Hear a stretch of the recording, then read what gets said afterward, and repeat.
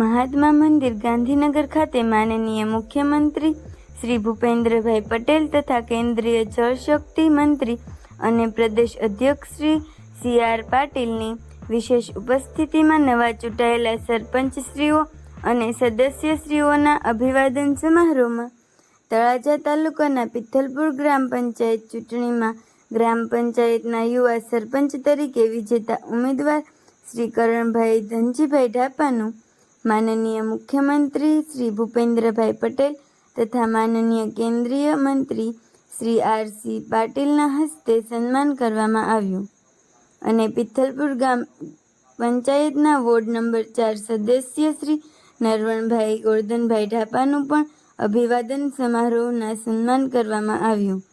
આપ સૌના નેતૃત્વમાં પિથલપુર ગામનો વિકાસ વધુ વેગવંતો બનશે. ત્યારબાદ છે ભાવનગરના તળાજા પિથલપુર ગામના નવા ચૂંટાયેલ સરપંચ શ્રી કરણભાઈ ધનજીભાઈ ઢાપા. તેઓ માત્ર 24 વર્ષના છે અને નવી પેઢીને પ્રોત્સાહન પૂરું પાડનાર છે.